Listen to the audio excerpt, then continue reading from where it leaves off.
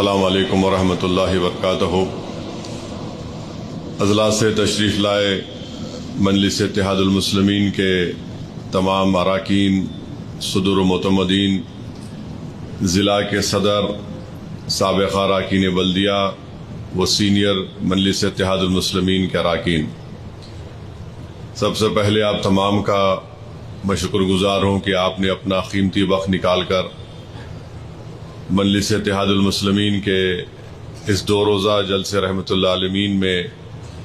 آپ نے اپنا قیمتی وقت نکال کر یہاں پر آپ آئے، آپ کا بہت شکریہ۔ دوسری بات یہ ہے جس کا ذکر جناب جابر احمد صاحب نے کیا کہ آنے والے مہینوں میں سرپنچ اور ضلع پریشد کے انتخابات ہونے جا رہے ہیں، تو جہاں کہیں بھی آپ یہ سمجھتے ہیں اور ہم کو یہ قوی امید ہے کہ اس الیکشن میں حصہ لینے کی وجہ سے ہماری پارٹی مضبوط ہوگی اور ہمارے امیدوار کی کامیابی ہو سکتی ہے، تو میری آپ تمام سے گزارش ہے کہ آپ لوگ اس کے بارے میں غور کریے، ایک لاہ عمل تیار کریے کہ کہاں پر کس جگہ پر ہم کو الیکشن لڑنا ہے، اس کی فہرست یا لسٹ بنا کر آپ فوراً دارالسلام میں جناب صمد بن عبداد صاحب جو ہمارے شعبے تنظیم کے ذمہ دار ہیں ان تک روانہ کریے۔ تیسری بات یہ ہے کہ آپ جانتے ہیں کہ الیکشن کمیشن آف انڈیا کی جانب سے پورے ملک میں ایک SIR کیا جا رہا ہے، جو ابھی فی الوقت بہار میں ہو رہا ہے۔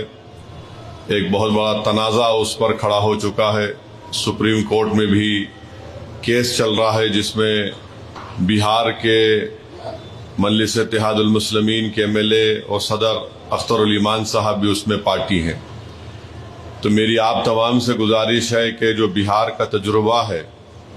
اس کو سامنے رکھ کر آپ تمام لوگوں سے میری اپیل ہے، گزارش ہے کہ ہم اس کے لیے پوری تیاری کے ساتھ، ہماری کوشش ہی ہونی چاہیے کہ کسی ایک بھی جینیون ووٹر کا نام نہ کٹے۔ اور میں نے پہلے بھی کہا، آج بھی کہہ رہا ہوں کہ جب تلنگانہ میں SIR ہوگا تو ظاہر ہے الیکشن کمیشن آف انڈیا کسی ایک ووٹر لسٹ کو بیس ووٹر لسٹ بنائے گا، جیسا بہار میں 2003 کی ووٹر لسٹ تھی۔ اب یہاں پر تلنگانہ میں وہ کیا کہتے ہیں، ہم اس ووٹر لسٹ کو نکلوائیں گے، آپ بھی نکلوائیے۔ اس کے بعد اس ووٹر لسٹ میں جتنے لوگوں کے نام ہیں اور 2024 کے پارلیمنٹ کے الیکشن کے ووٹر لسٹ میں جو نام ہے اس کا ہم کو تقابل کرنا پڑے گا۔ جو پرانی ووٹر لسٹ جو الیکشن کمیشن بولے گا کہ اس سال کی ووٹر لسٹ، وہ ووٹر لسٹ سے مثال کے طور پر جابر احمد صاحب کا نام ہے، ہمارے محبوب نگر کے سینئر مجلسی قائد جناب ہادی صاحب کا نام ہے، تو ان کا الیکٹرل سرٹیفکیٹ نکالنا پڑے گا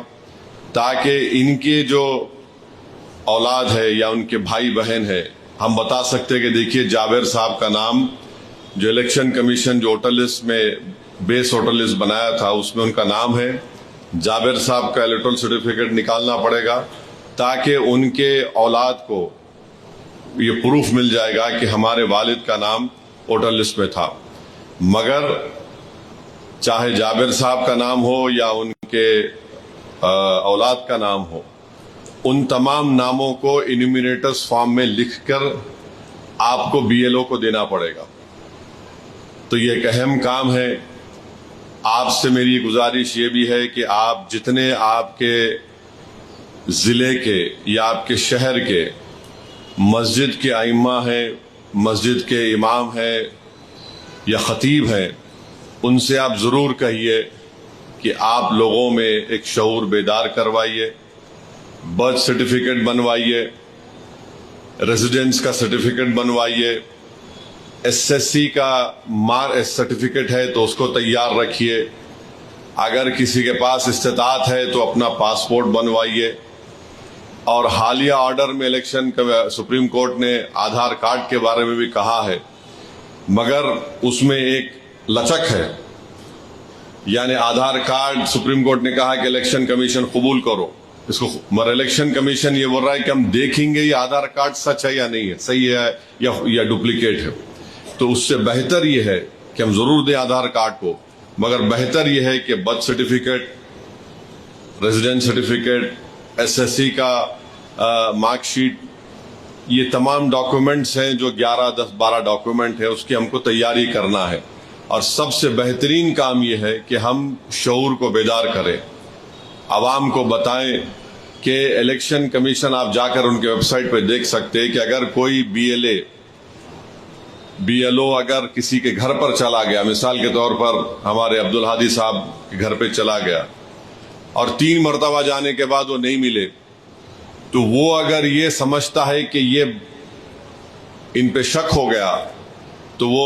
ARO کو اور ERO کو لیٹر لکھ سکتا ہے کہ فلاں شخص یہاں پر نہیں ہے، اور آپ ان کا کیس جو ہے سٹیزن شپ ایکٹ 1955 کے تحت ریفر کر دیجئے وہاں کے عہدیداروں۔